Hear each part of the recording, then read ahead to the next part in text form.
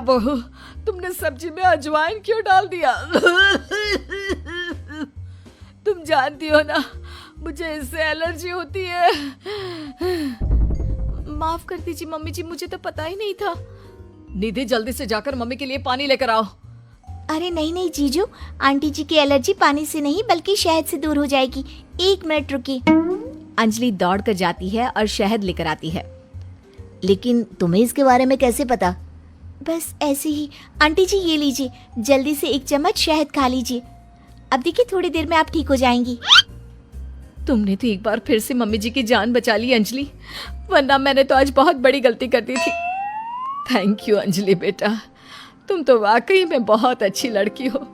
सबकी मदद भी करती हो और तुम्हें तो कितनी अच्छी नॉलेज है कि एलर्जी होने पर क्या खाना चाहिए। वाकई में तुम बहुत इंटेलिजेंट लड़की हो Anjali. Thank you so much. कुछ दिनों के बाद, भाभी मुझे ऑफिस के लिए देर हो रही है। मेरी एक फाइल है, जरा आप उठाकर रख देना। मैं शाम को आकर आपसे वापस मांग लूंगा। और जरा ध्यान से रखना, बहुत इंपॉर्टेंट फाइल है। ठीक है अमित, मैं आपकी फाइल अच्छे से संभाल कर रखूंगी। अमित के जाने के बाद, देखो अंजलि, ये अमित की ऑफिस की एक बहुत इंपॉर्टेंट फाइल है। मैं जानबूझकर इसे कहीं पर छिपा दूंगी और तुम्हें बता दूंगी कि ये फाइल कहाँ रखी है। बस जैसे ही वो मुझसे फाइल ढूंढने के लिए कहेगा, तुम फाइल झटपट ढूंढ कर ले आना और उसे दे देना। वाह दीदी, मुझे इस घर की बहू बनाने के लिए आप कितनी मेहनत कर रही हैं। शाम के वक्त, भाभी मैंने आपको एक फाइल संभाल कर रखने को दी थी, प्लीज जरा वापस दे दीजिए ना। मुझे एक प्रेजेंटेशन बनाना है। निधि उस फाइल को ढूंढने का नाटक करती है। क्या करूं देवर जी, आपकी फाइल मिल नहीं रही मुझे। अरे भाभी ये आप क्या कह रही हैं? अगर वो फाइल नहीं मिली तो मेरा प्रमोशन नहीं होगा।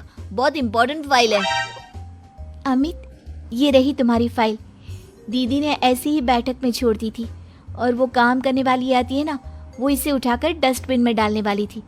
लेकिन सुबह मैंने तुम्हारी बात सुन ली थी तो संभाल कर रख दिया।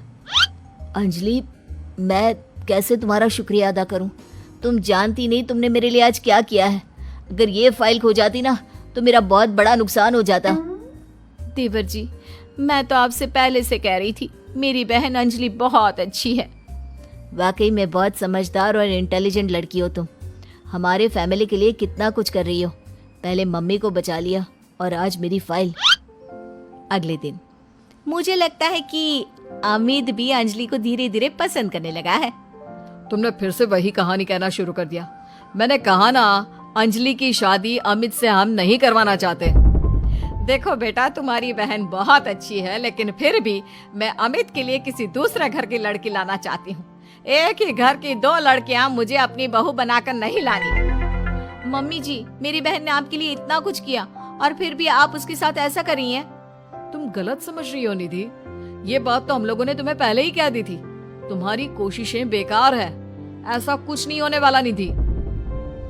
देखा दीदी, तुम्हारे सब कुछ करने के बाद भी तुम्हारे ससुराल वाले मुझे इस घर की बहू बनाने के लिए तैयार नहीं है। लगता है अब एक आखिरी खेल खेलना पड़ेगा और देखना, उसके बाद सब ठीक हो जाएगा। मजबूरी में मेरी सास को अमित के साथ तुम्हारी शादी करवानी पड़ेगी। लेकिन दीदी, अब आप क्या करने वाली हैं? कल रात को जब अमित ऑफिस से देर से लौटेगा तो उसके खाने में बेहोशी की दवा डाल दूंगी। तुम चुपचाप उसके कमरे में उसके बेड पर जाकर लेट जाना।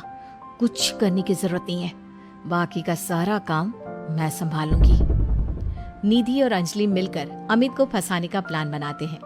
दोनों अमित के खाने में बेहोशी की दवाई डाल देते हैं। भाभी, बड़े जोरों की भूख लगी है।